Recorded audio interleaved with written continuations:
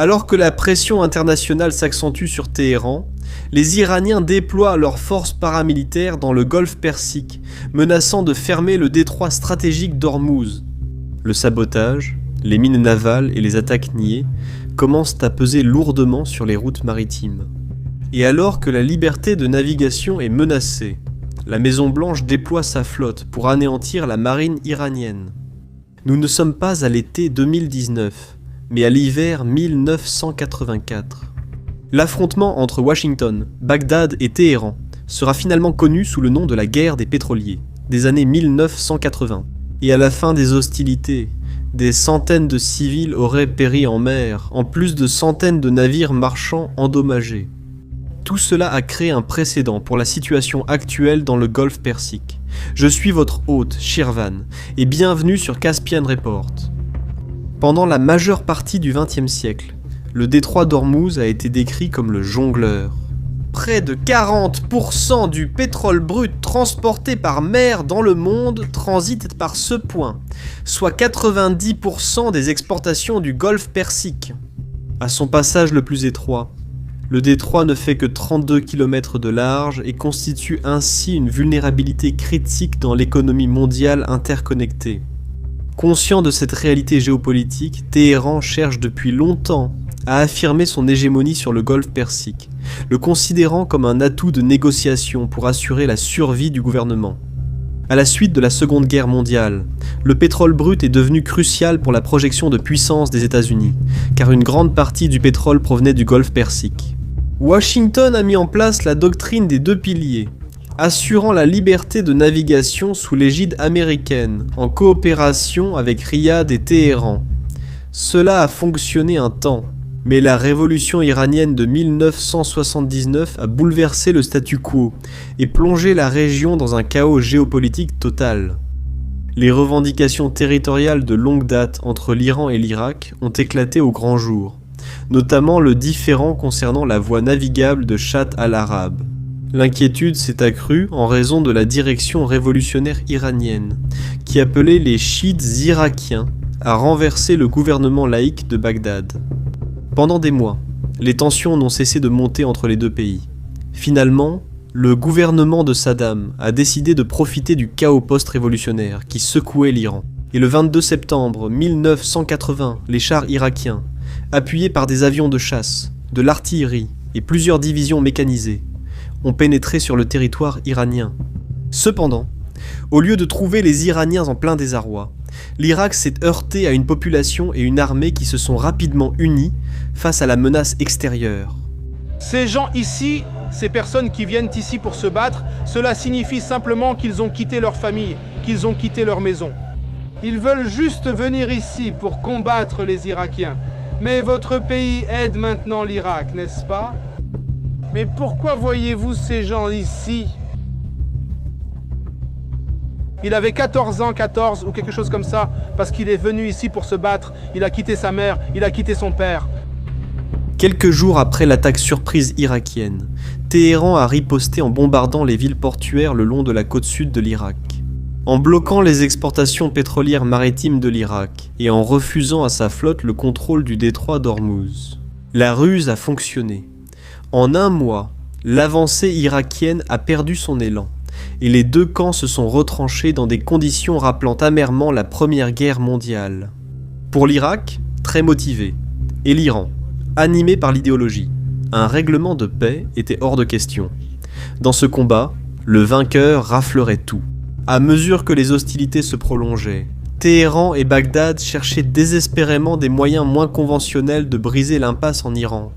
L'échec des tactiques militaires conventionnelles a conduit à la destitution du président Bandi Sadr, tandis que des forces paramilitaires comme le corps des gardiens de la révolution iranienne ont comblé le vide politique du pouvoir dans la capitale. Ainsi, à la fin de 1981, Téhéran était le théâtre d'une guerre civile clandestine, où toute apparence d'un organe civil de gouvernance était désormais exclue du processus de décision. Cependant, en 1982, un Iran revitalisé, désormais dirigé par l'élite religieuse, a repoussé l'armée irakienne hors du territoire iranien pour la première fois depuis le début du conflit. Les Iraniens avaient l'avantage, et confiants, Ils ont refusé de négocier un accord de paix et étaient déterminés à exporter la révolution islamique à l'étranger. C'est précisément le genre de choses que les Irakiens avaient cherché à empêcher avec leur attaque préventive ailleurs dans la région.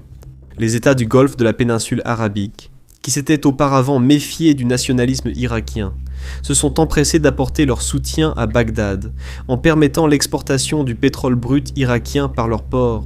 Face à l'incapacité de la marine irakienne de reprendre le contrôle du détroit d'Ormuz, Saddam a cherché à internationaliser le conflit.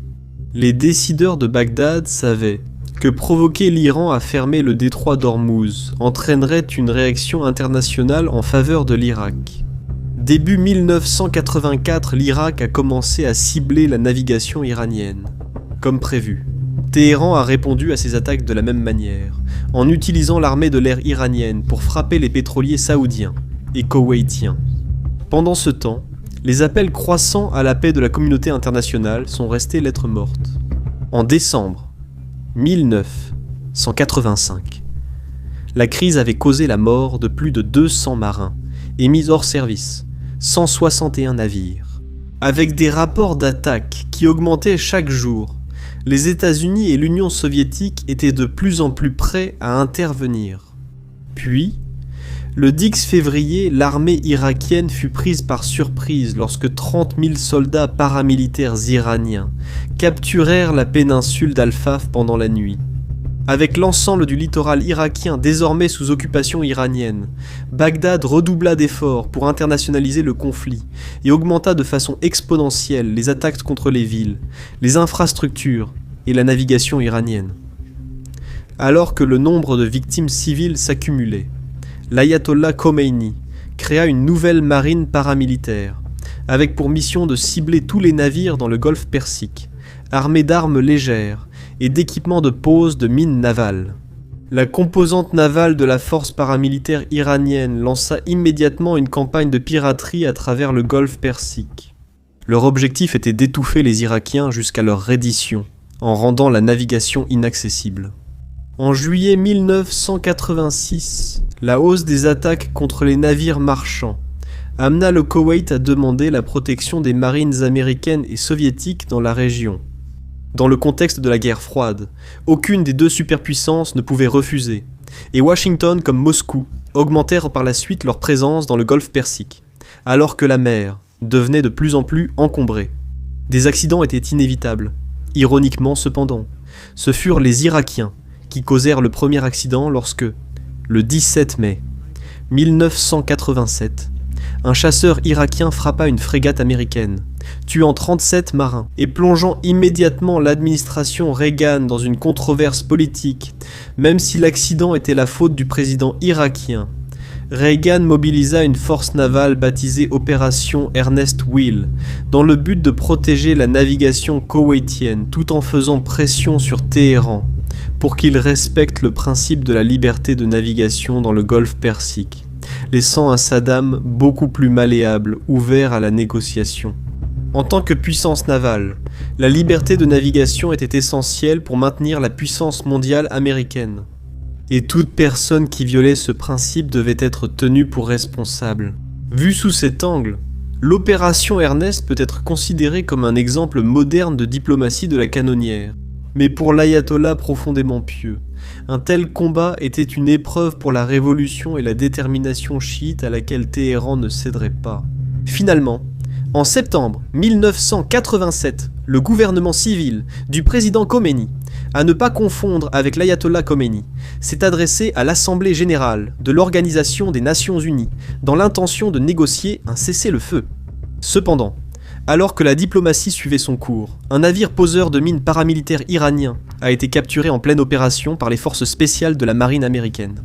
Il convient de noter qu'à cette époque, Khomeini et Khomeini commandaient chacun différents aspects de l'armée.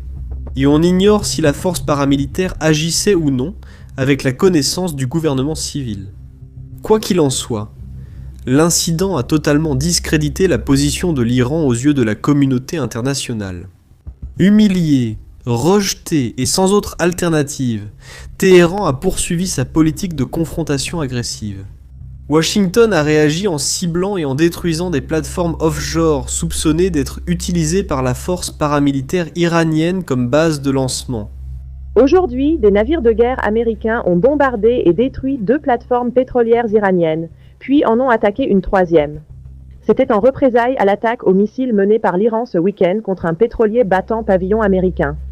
Les attaques de représailles américaines ont finalement abouti à l'opération Mante religieuse. En avril 1988, lors du plus grand engagement naval depuis la Seconde Guerre mondiale, la marine américaine a détruit la moitié de la flotte opérationnelle iranienne, un désastre stratégique pour Téhéran. Les forces iraniennes, paralysées en mer, ont été chassées de la péninsule d'Al-Faf. Environ un mois plus tard, une nouvelle tragédie a frappé le peuple iranien en juillet 1988 lorsqu'un croiseur lance-missiles américain a par erreur pris pour cible et détruit un avion de ligne civile iranien, tuant presque simultanément les 290 passagers à bord. Une autre attaque apparente est identifiée. Son missile solaire est lancé par erreur sur un avion de ligne, pas un avion militaire. Tu ne peux pas l'avoir eu, c'est en plein dans le mille. 290 civils sont morts, emportant les espoirs de victoire de l'Iran. Ses dirigeants pensaient que les superpuissances feraient tout pour éviter la défaite de l'Irak. À l'inquiétude de la direction iranienne, la réaction internationale fut muette. À ce moment-là, il était clair que le combat était terminé. 8 années de guerre, de tranchées avaient corrompu la ferveur révolutionnaire qui avait autrefois attiré les martyrs iraniens sur la ligne de front. Pendant ce temps, le gouvernement de Saddam était au bord de la faillite lorsque le traité de paix fut signé en août 1988. La guerre des pétroliers avait mis hors service 546 navires marchands, entraînant la mort de 430 marins. Au-delà des chiffres, la guerre des pétroliers révèle de nombreuses réalités géopolitiques. Avant tout, toute action ne mérite pas forcément une réaction. L'Irak avait tendu un piège et l'Iran est tombé dedans, ce qui a eu un impact décisif sur l'issue du conflit armé. Deuxièmement, la guerre asymétrique, par opposition au combat conventionnel, est la force de l'Iran. Ses forces paramilitaires, tant sur terre qu'en mer, constituent sa force la plus létale. Mais cette puissance efficace a un coût, et la direction à Téhéran ne façonne pas entièrement le comportement du commandement paramilitaire. Enfin, la guerre des pétroliers illustre l'engagement de Washington en faveur de la liberté de navigation, une ligne rouge qui ne peut être franchie sans conséquences. Ce n'est qu'en tirant des leçons de ces événements passés que nous pourrons négocier notre sortie des conflits futurs. J'ai été votre hôte, Shirvan de Caspian Report. Merci à Alexandre Perton pour son aide à la rédaction de ce rapport. Pour profiter davantage, comme des fichiers PDF des sources, ou un accès anticipé à l'évaluation par les pairs, rendez-vous sur notre page Patreon pour plus d'informations. Dans tous les cas, merci pour votre temps et Saol.